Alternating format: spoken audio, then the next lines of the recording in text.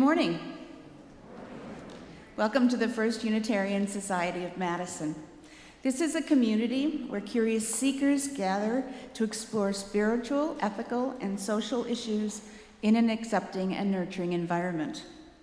Unitarian Universalism supports the freedom of conscience of each individual, as together we seek to be a force for good in the world. My name is Dorrit Bergen, and on behalf of the congregation, I would like to extend a special welcome to visitors. We are a welcoming congregation, so whoever you are and wherever you happen to be on your life journey, we celebrate your presence among us. Newcomers are encouraged to stay for our fellowship hour after the service and to visit the library, which is directly across from the auditorium. Bring your drinks and your questions. Members of our staff and lay ministry will be on hand to welcome you. You may also look for persons holding teal stoneware coffee mugs. These are FUS members knowledgeable about our faith community who would love to visit with you. Experienced guides are generally available to give a building tour after each service. So if you would like to learn more about the sustainably designed addition or our National Landmark Meeting House, please meet near the large glass window on the left side of the auditorium immediately after the service. We welcome children to stay for the duration of the service. However, because it is difficult for some in attendance to hear in this lively acoustical environment, our Child Haven and Commons are excellent places to retire if a child needs to talk or move around. The service can still be seen and heard from those areas. And speaking of noise, this would be a good time to turn off all those electronic devices that might cause a disturbance. I'd like now to acknowledge those individuals who help our services run smoothly. Our lay minister this morning is Tom Boykoff. Your greeter was Janine Nussbaum. Your ushers, Dan Bradley and Marty Hollis. And your hospitality folks are Sandy Plish and Bis Nitschke. Please note the announcements in the red floors insert in your order of service, which describes upcoming events at the Society. And I have two special announcements. Last year, over 120 people joined us for a June evening with the Mallards, so we are doing it again this year. The game is this coming Thursday, June 4th, and tickets are $15 per person, which includes all you can eat and drink at our tailgate grill out at Warner Park Shelter. It's Star Wars theme night, and children of all ages are welcome. Contact Jean Sears for tickets, and feel free to invite your friends who are not members.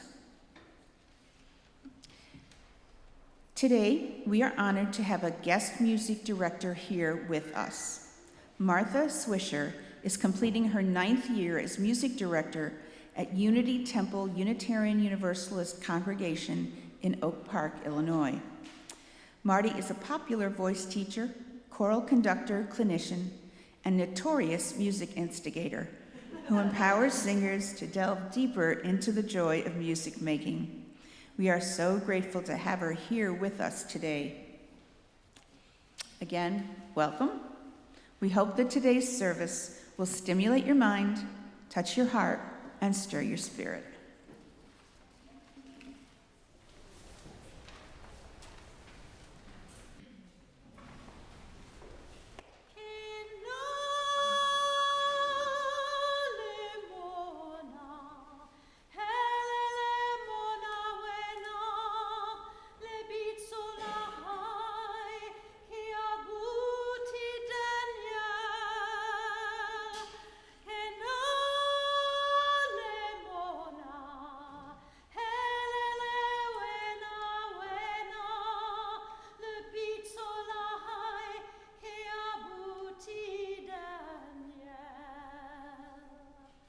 This is a Sutu song from South Africa that I learned 2 years ago when a group of music educators from all over the world went to Cape Town and learned all of these, about 32 songs in 10 days.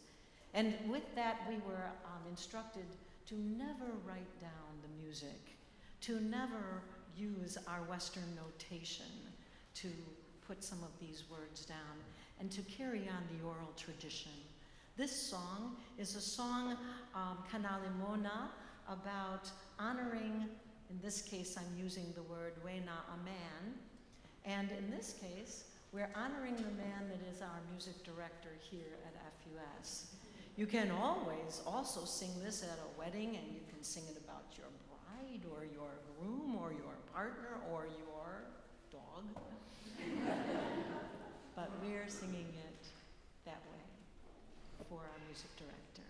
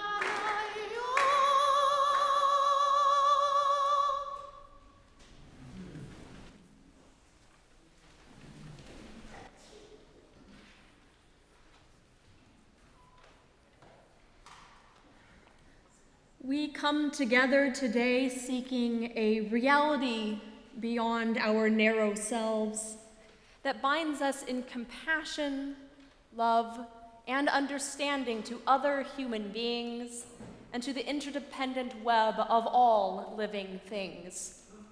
May our hearts and minds be opened to the power and the insight that weave together the scattered threads of our experience and help us remember the wholeness of which we are a part. Please rise now in body or in spirit for our chalice lighting and join me in unison with the words printed in your order of service.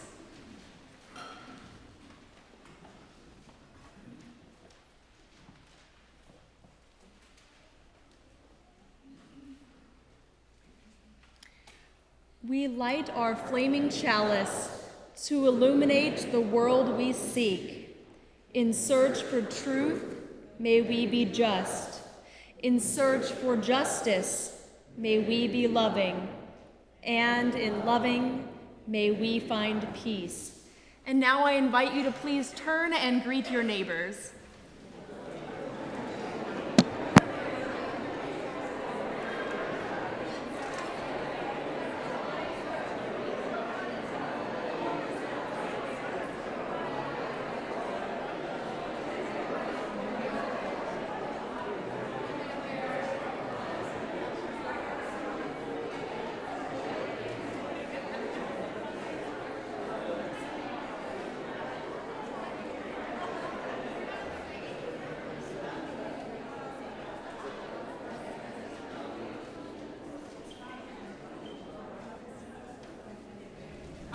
Now it is the time for all ages, and I would like to invite any kids that we have here with us today to please come forward.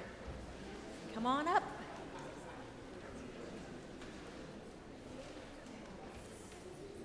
Here's one. Come up here. I want to gather around because I've got some pictures to show you with the story. All right. One. So did you know that there is a version of Time magazine for kids?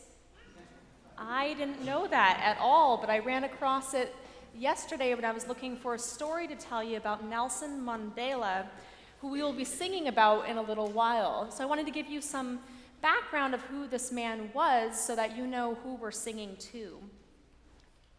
This is an article written by Justin Chan, and a few extra details were thrown in by me. Nelson Mandela was known for ending a system called apartheid, and I'm wondering, have any of you ever heard that word before? Apartheid? So apartheid was a system that was similar in some ways to segregation here in the United States. You don't know what segregation is? Well, segregation was a system in which men and women of color were separated from white people, were not allowed to participate in society and in schools and things. Like, I know about that. Like, Yeah. like the black would treat it differently from the Precisely, black. yeah. Like, sit on the front, but the black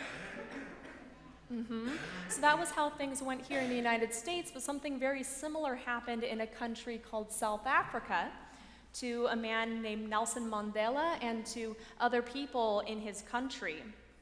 And so Nelson Mandela was a black man who fought against apartheid and was locked up for 27 years for his work trying to free his non-whites in his country from their oppressors.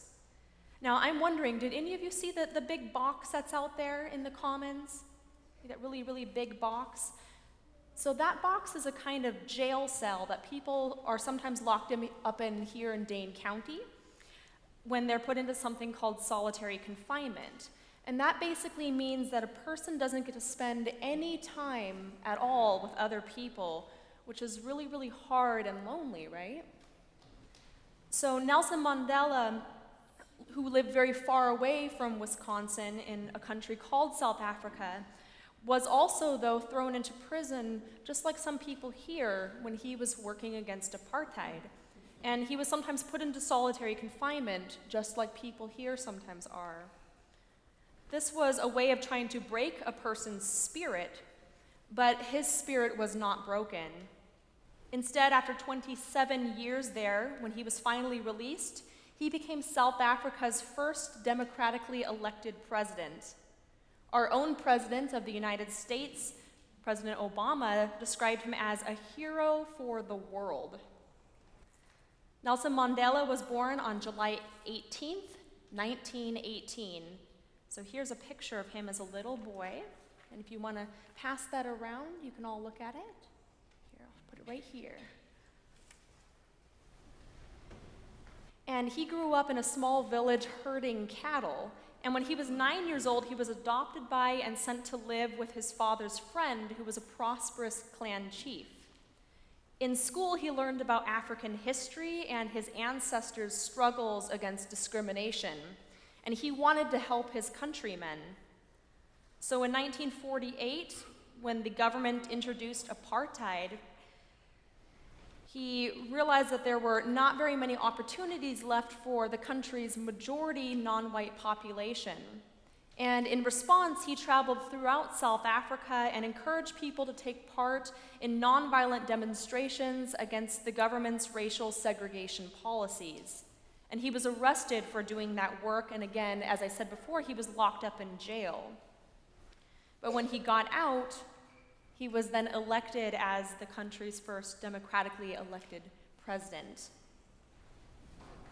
In 1994, for the first time in South African history, non-whites were allowed to vote in democratic elections. Mandela was elected president by an overwhelming majority. While in office, he worked to improve housing, education, thank you, and economic opportunities for the country's largely black population. Even though he had gone during his life from being a cattle herder in a small village to the president of the country, he still remembered the wisdom that he had learned as a cattle herder.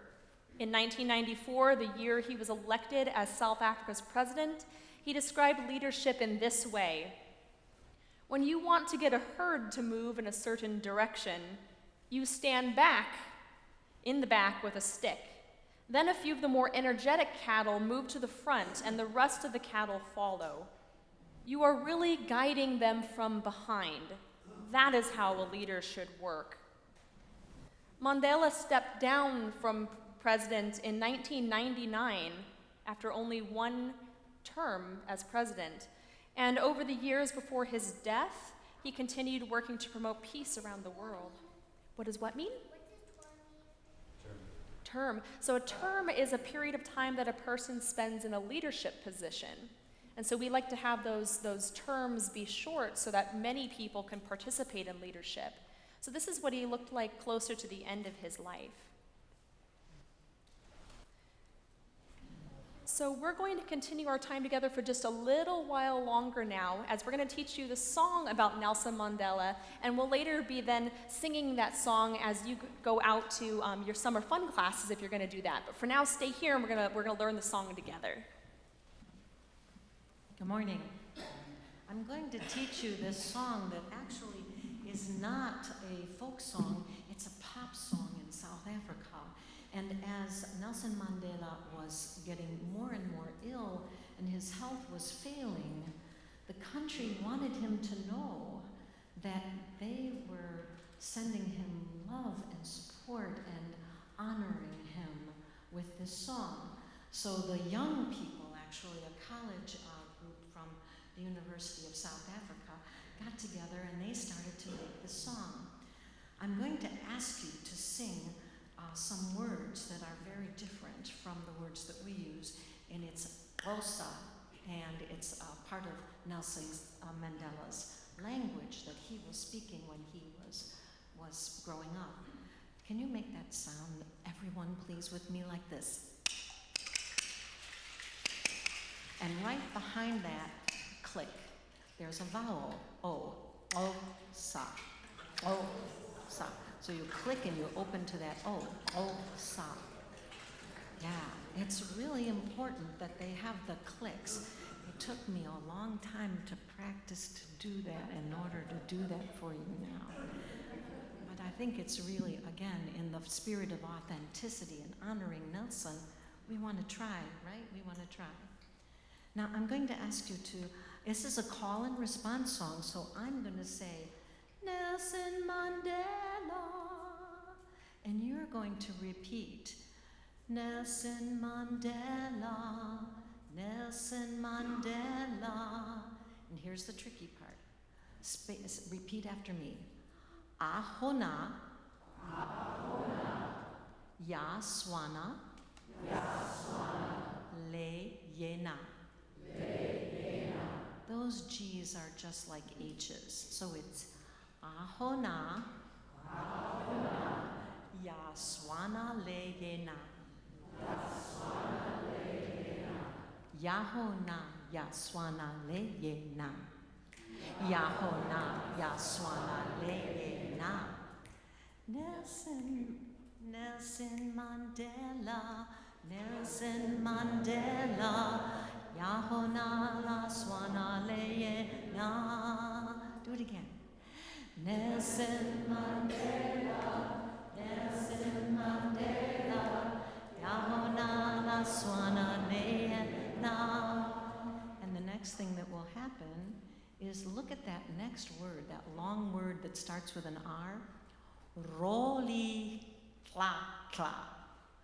Roli kla kla. Do you hear that air coming back? Kla kla. That was his name, his given name. Instead of Nelson, it was Roli Kla Kla Mandela. Isn't that interesting?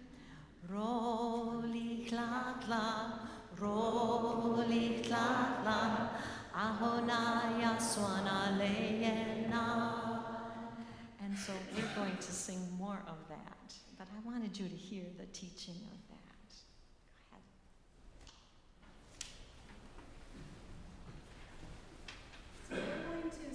Out to your classes then on this song as everybody in the congregation sings it. So if you need to go to your summer fun classes today or to summer fun, you're free to go do that now as we sing you out, okay? Thank you. Nelson Mandela, Nelson Mandela, Yahona Yaswana Le. Nelson Mandela, Nelson Mandela, Nelson Mandela, Yahona Yaswana Le.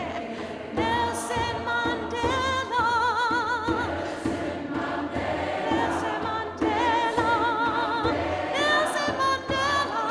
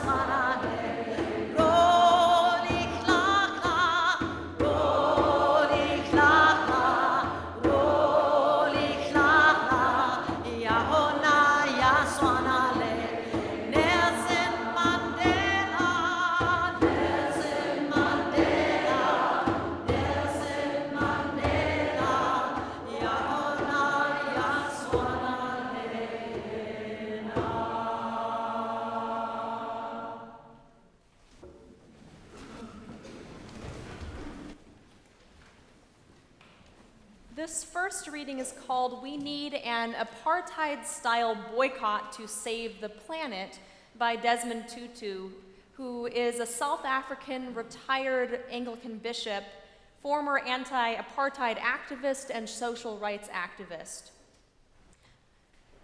25 years ago, people could be excused for not knowing much or doing much about climate change. Today, we have no excuse. No more can it be dismissed as science fiction.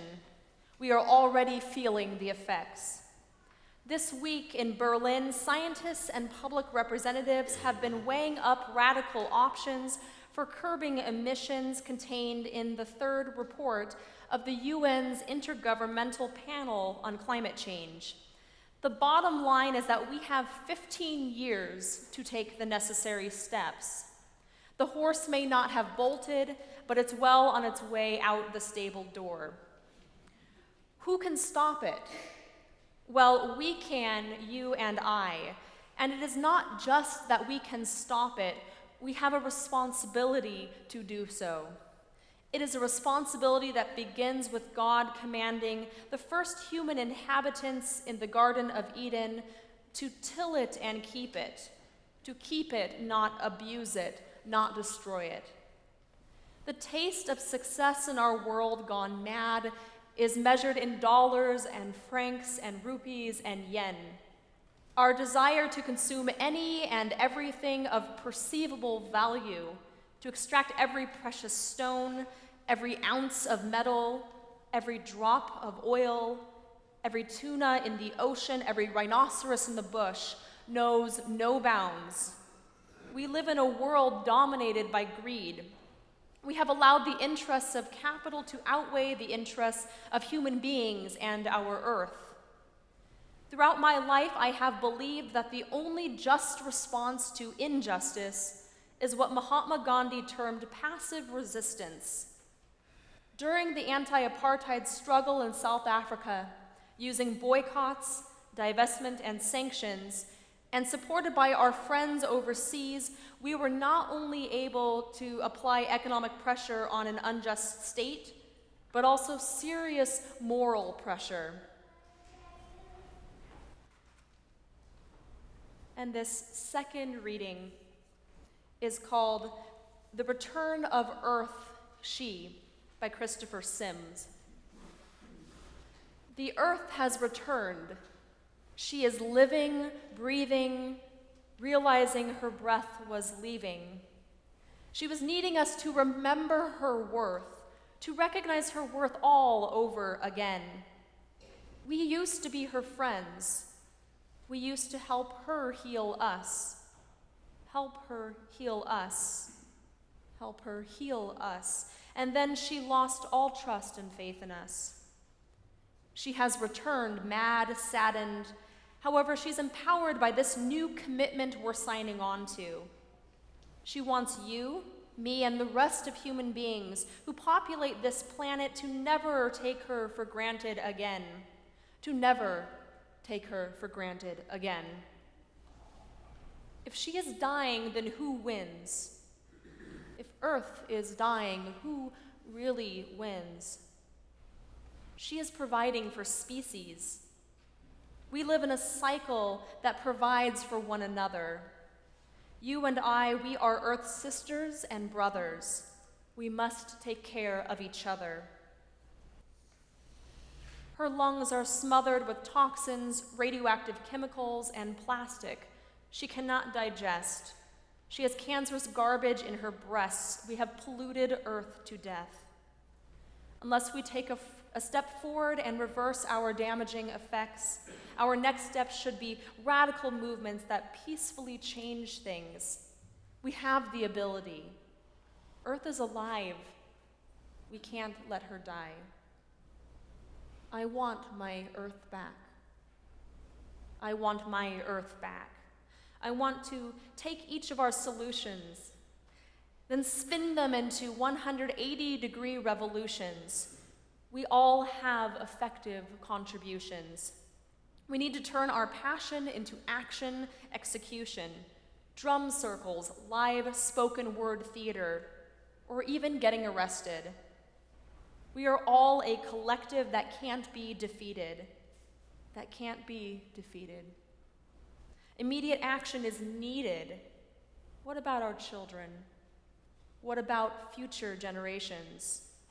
Who is going to save the lungs of the ecosystem? Toxic water slaughters the frogs and the fish. Imagine how they wished we didn't pollute their habitats. Clean water, clean air. Imagine that. We need our earth back. She returns. We need our earth back. It is her turn.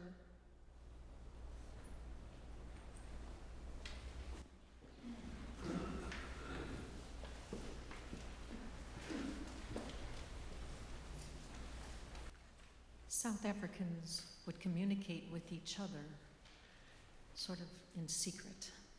They would do it through the guise of singing at church. But what they meant very often when they said, Lord, we praise you, or Lord, we bless you, or we are joining in our religious solidarity, is we need each other, we shore each other up, because they couldn't be criticized for communicating at church the messages and the translation. Well, you don't see a translation, that you see, Lord, we praise you, we rejoice in you, Messiah, we hail you. This was a secret language of reaching out to each other. Help me, help each other, we can do this. And so when you hear these words of the Christian faith, it is very much the underlying soothing speak of the South Africans. Modimo rea hoboka, the choirs will sing for you now. And this is what a soothing song they sang during some of the unrest of apartheid.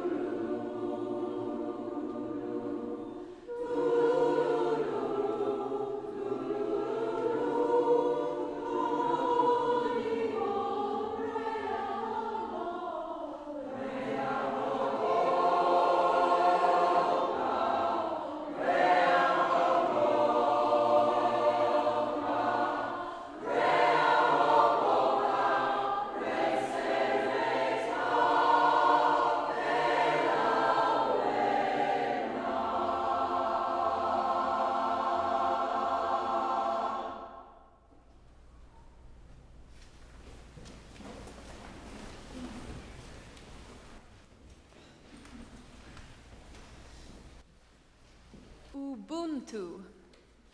Ubuntu.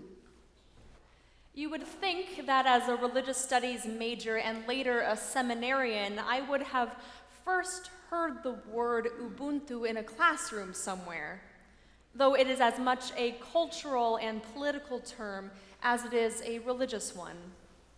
And perhaps I did learn about Ubuntu in a classroom, and it simply went in one ear and right out the other, as so many things sadly do. So no, I did not first hear the word Ubuntu in a religious studies context. Instead, for a long time, I thought Ubuntu was simply a Linux-based open source operating system used by people much cooler and much nerdier than me. Later, I came across the word again when reading a transcript of President Obama's eulogy for Nelson Mandela following Mandela's death in December of 2013. While I had known that Ubuntu was not an English word, and even had a vague sense that it might be an African concept, that was about as knowledgeable as I was on the topic. But there in that eulogy, President Obama put the word Ubuntu into its cultural context for me, as well as traced the connection between the concept of Ubuntu and the anti-apartheid work of Nelson Mandela. He said, "There is a word in South Africa, Ubuntu, a word that captures Mandela's greatest gift, his recognition that we are all bound together in ways that are invisible to the eye.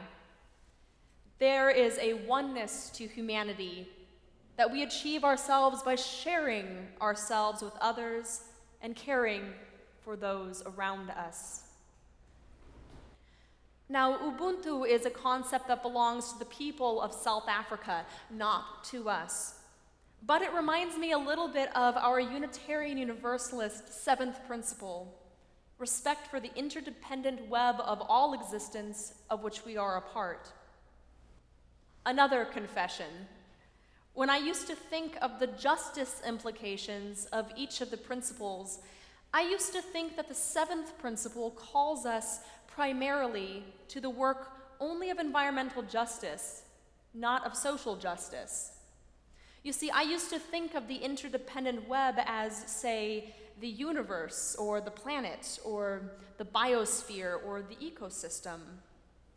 And even though the principle flat out states that we human beings are a part of the interdependent web, I nevertheless used to think of it as something outside of human culture.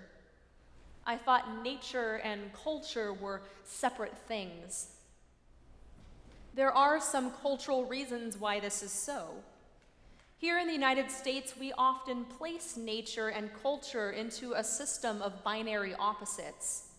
When we are stressed out or overworked, or just caught up in the fast pace of modern life, we often need to get away from society and into nature. Maybe we go camping or go for a walk or a hike, go canoeing or skiing or horseback riding. Whatever we do, we try to leave the cultural spaces of our hectic modern lives, get away, and immerse ourselves, one way or another, in nature. So there is an implication here that nature in its purest form is untouched by human cultures, or that human cultures are in some sense unnatural. We talk frequently about what is natural and what is man-made, as though human beings and the things we produce are not part of the natural world, unlike birds and bees or their nests and honey. Yes, we can produce some pretty nasty things with our technology, but the natural world is not all sweet apples and fragrant lilacs. It has its venoms, poisons, and toxins. Yet these are seen as natural because they were not made by human beings, while household cleaners, plastics, and pollution are seen as unnatural. Yet in reality, we human beings are just nature's biggest, most selfish polluters. And that has serious implications for those of us who still insist that social justice and environmental justice are separate, completely separate things. If nature is in culture, and culture is in nature, then the well-being of human beings is an environmental concern, and the well-being of the earth and its other than human life is a social justice concern. I'm on an email list for a national anti-racist network called Showing Up for Racial Justice. A few days ago, anti-racist organizer Chris Crass posted an interview he conducted with Reverend Ashley Horan of the Minnesota Unitarian Universalist Social Justice Alliance. In the interview, Ashley described her theology of salvation by interconnection, one in which we are all born with inherent worth and dignity from a wellspring of love that desires our interdependence and health and has endowed us with the power to be agents of that salvation right here, right now, on this earth. In organizer language, I'm trying to get people to understand collective liberation and to sense both the blessing and the responsibility of claiming a belief that none of us is free until all of us are free, end quote. I've got to tell you that when I read those words, I felt a sense of exhilaration, because that's very much what I believe too. And it is part of what I'm trying to do as a person to make a commitment to keep anti-racism central to my life and my ministry. And yet in preparing this sermon, I found myself thinking also of the implications of such a theology of salvation by interconnection for work at the intersection of environmental and social justice. Our first principle refers to the inherent worth and dignity of every person. But what if we also affirmed and promoted the inherent worth and dignity of every plant, animal, and ecosystem of our planet? Our second principle calls for justice, equity, and compassion in human relations. But we can go further and also choose to relate to other than human beings and our planet with justice, equity, and compassion. Our sixth principle names the goal of world community with peace, liberty, and justice for all. And for all need not mean just all people, but all beings. But what does that look like? What does it look like when we allow our seventh principle, the respect for the interdependent web of all existence of which we are a part, to inform how we live out the other six principles? It looks a bit like the way Desmond Tutu has applied the principles of Ubuntu and anti-apartheid work to the problem of climate change. Again, Desmond Tutu is a retired South African Anglican bishop, former anti-apartheid activist, and social rights activist. In an article titled Eco-Ubuntu, he wrote, "Ubuntu emerged from the African experience of long habitation in this place, this land. The African environment is uniquely challenging to human survival. Humans don't survive or thrive as individuals. We survive or thrive as communities. Ubuntu merely acknowledges that we are, biologically, not individual beings. We evolved as social beings." This is the literal meaning of the expression which defines Ubuntu. A person is a person through people. He goes on to say, as the circle of Ubuntu widens to include all people, and Ubuntu is taken up as a guiding ethic by people of all cultures, one might ask, how wide does the circle go and how deep? Does it include animals? Does it include plants, earthworms, soil? Ubuntu rose as relatively small groups of people cooperated to survive in a challenging environment. But in this time, when technology and growing human numbers have changed the face of the earth, humans no longer have to fight nature. Nature has been defeated, succumbed. We are in the midst of the 6th great extinction event caused by humans, with other species disappearing 100,000 times faster than the natural background extinction rate. We also face planetary crisis of climate change, water availability, and pollution. This suggests a need for a change in our relation to the web of life, for a new gentleness and appreciation. We are totally dependent on the ecosystems which support us. So to see these ecosystems as us, as a system that we are embedded in, as an extension of our being, is pragmatic and accurate.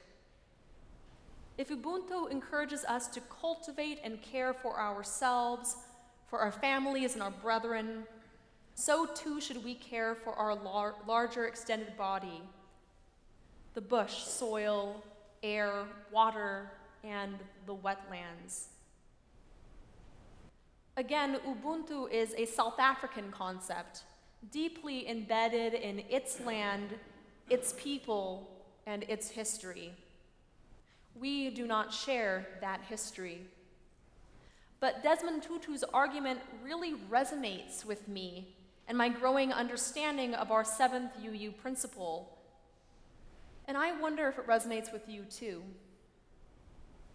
We UUs want to create a better world, a more just, compassionate, and sustainable world. A world with peace, liberty, and justice for all. Community. A world community with peace, liberty, and justice for all. Our communities are never only human.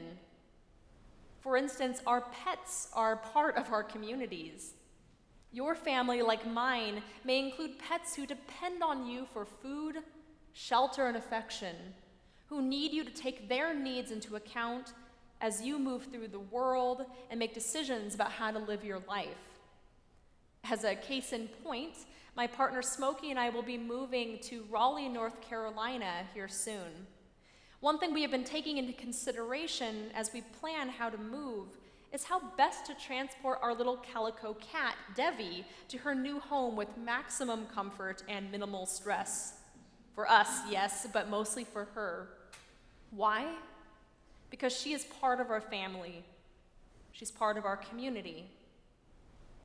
But our communities are not more than just human because of our pets, but also our homes, our workplaces, our churches, our shops, doctors' offices, are all situated in ecosystems, however disrupted, that include local wildlife, however displaced. Meanwhile, the quality of our food depends upon the health and well-being of the living creatures we must eat. This is true whether we are eating healthy and ethical diets or simply doing the best we can with limited time and money. We are healthier and the earth is healthier when the plant and animal life we eat was raised in healthy ways. And the very air we breathe, pause for a moment and breathe it in and feel its weight in your chest. That air was created by the life on this earth. And even our bodies are ecosystems supporting and being supported by countless microorganisms. Creepy though it may be to pause and think about that for a few moments. Yuck, but cool and amazing. Human beings are relational beings, always tied to other life around us, no matter how self-reliant or alienated we may perceive ourselves to be. If we live our lives in ways that preserve our privilege at the top of the food chain, while oppressing or destroying other life, we not only harm other lives on our planet, but also ourselves. But if we make decisions that promote the well-being of all life, instead of attempting to look out for the needs only primarily of human beings or only primarily of the environment, in the end, all people and all lives on this planet benefit. In Cry of the Earth, Cry of the Poor, Leonardo Boff argues that a community that recognizes and promotes the full flourishing of all its members requires an extended and enriched democracy that is centered on life and regards all members of the community, humans, plants, and animals, as new citizens, sharing and participating in the great common life. Creating such a great common life requires us to enter more fully into relationship with those we previously considered voiceless and powerless. But how can we best allow the needs of other than human life to guide our conscience and our actions? This requires the ability to learn to listen to and honor a wisdom that may seem alien to us, that is alien to us because it literally is not human. The task may seem impossible or even nonsensical at first. After all, non-human beings cannot speak to us in the way that human beings speak to one another, and cannot tell us what they need or argue their case with us as people can. Yet this is not to say that it is impossible or nonsensical to try to listen to the best of our ability, even recognizing that we may not always get it right. Leonardo Boff had some wisdom to share here too. He touched upon how we might discern what nature is communicating about its own identity, ways, and needs, claiming that the entire universe and each being, as tiny as it might be, is filled with history. They can tell their story and deliver their message that speaks of the grandeur and majesty of creation. Other theorists working at the intersections between ecology and liberation theology argue that indigenous people all over the world learned through generations of direct observation of and relationship with the natural world what is best for a given plant or animal species and for other life, human and non-human life, that is in relationship with it. Exercising our right of conscience and participating in those democratic processes that I've mentioned in previous sermons and that Leonardo Boff was talking about, those processes create communities that are life-giving and life-sustaining for all members of the community, and requires deep listening and deep relationships. If we can learn to hear what, say, local wildlife is telling us about what our affections and decisions do and how they can and should affect them, then we can learn to listen to other human beings too. If you take one thing away from you today, take this. We live, as you are all well aware, in a world marked by extreme environmental devastation and near environmental collapse, as well as the oppression and exclusion of billions of people, many who disproportionately suffer the worst consequences of environmental devastation. I believe our 7 Unitarian Universalist principles are strong enough to guide us in responding as people of faith and as citizens in many overlapping and interdependent communities to the central spiritual, humanitarian, and ecological crises of our time. However, it requires a radical reevaluation of the meaning of community. It requires a new understanding of peace, liberty, and justice for all. And it requires new practices to help honor and uphold all life on this planet so that we can share together in the great common life.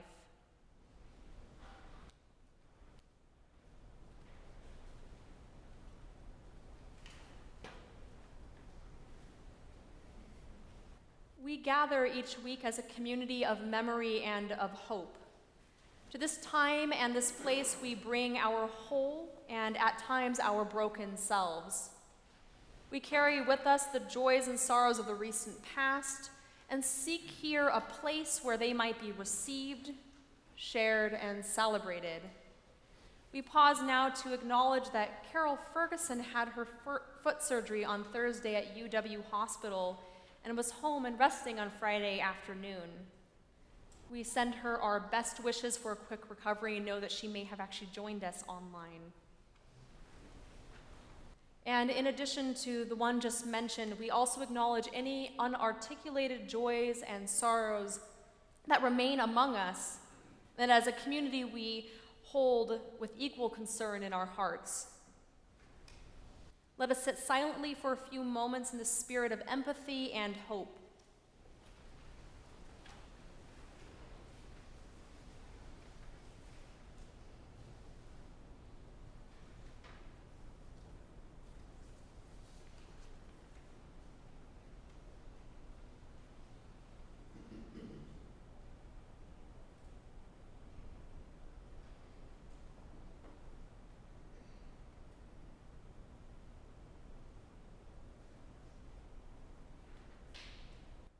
By virtue of our brief time together today, may our burdens be lightened and our hopes expanded.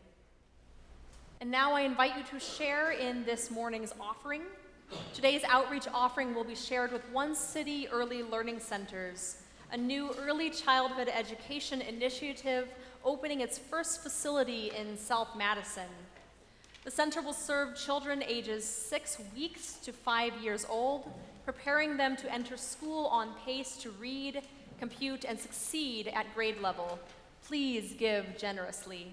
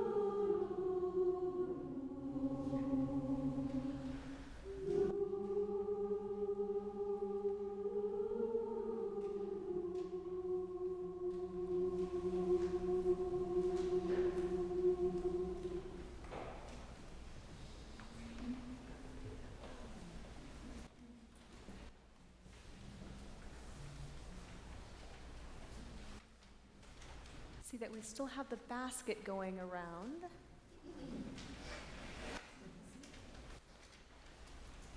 Done soon, though.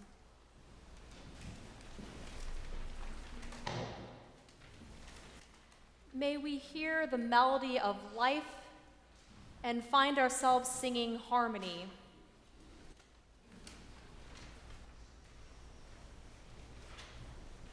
I'm sorry, we have a closing hymn right now. That seemed a little bit early to me. I hand it over to you. The song that the choir just sang is a very famous Zulu song. It's sort of like the equivalent of our Rockabye Baby, only that this is a mother singing to her child and consoling the infant that the infant's father will return and come back and will be safe. She's telling herself, she's telling her child, and she's singing this over and over again to both of them, right? Now, it's important that, I know you're going to see a lot of Zulu up here, but I'm going to ask you to sing along with us. And I'm going to ask you to try one time to sing that text, if you would. If it is something you would appreciate just by listening, we understand. For example, Tula tul, tula baba, tula, that's a mistake, tula sana. Could you say that with me? Tula tul, tula baba, tula sana. Tul uba, uzobuya, ekuseni. Tula u, tuzaba, ekuseni. And then we repeat that. Tula tul, tula baba, tula sana. Say that. Tula tul, tula baba, tula sana. Tul uba, uzobuyo, buya, ekuseni. Tul uba, uzobuya, ekuseni. The second part, wow, this is kind of scary, isn't it? Kukin kind, let me say it, you don't have to sing this part. Kukin kan yezi si holel ubaba, si kan gisela indlele zikaya, zobe sikona kabonke bashoyo, bayati buyela ubuye le kaya. And then at the end, I will ask you to sing with me. Tula, tula, tula, baba. Sing that with me. Tula, tula, tula, baba. Tula, tula, tula, sana. And repeat that. Tula, tula, tula, baba. Tula, tula, tula, sana. Last time. Tula, tula, tula, baba. Tula, tula, tula, sana. So the choir and I are going to sing that first part, and I'm going to just sing the middle part. And then if you'll join us at the end to what you just sang, maybe we can let some of that comfort and consolation wash over us.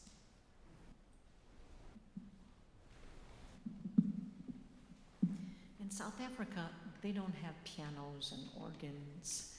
When you don't hear accompaniment, it's not because we didn't think about doing that. It's supposed to be that way. It's supposed to be that quiet.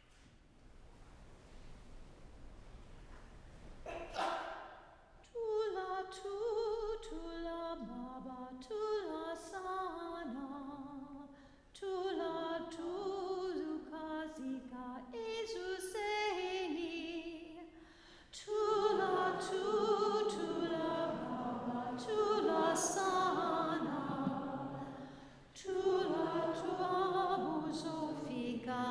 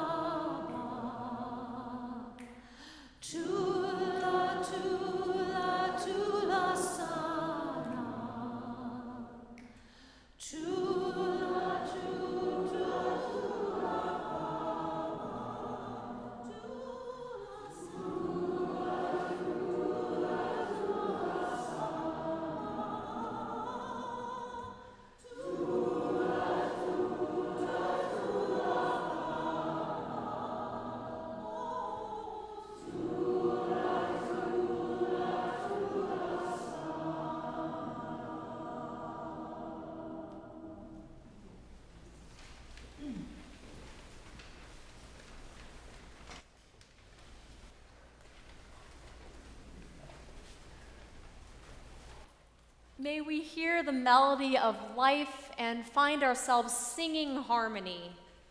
Maybe we be open to the dissonances in the song of the land and its people, that we may be part of the world's urging toward justice, peace, and love.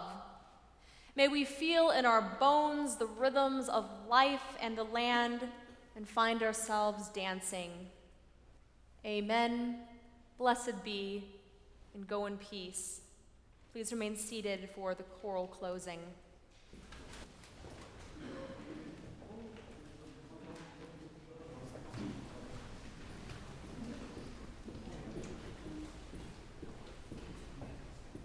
In the 70s, when things started to heat up and the resistance was rising and the unrest was almost too great to contain, Itambalam is a Xhosa song that was sung in the churches, in the schools, after schools, at parties, at the ends of celebrations, saying, keep fighting, Likon Itambalam.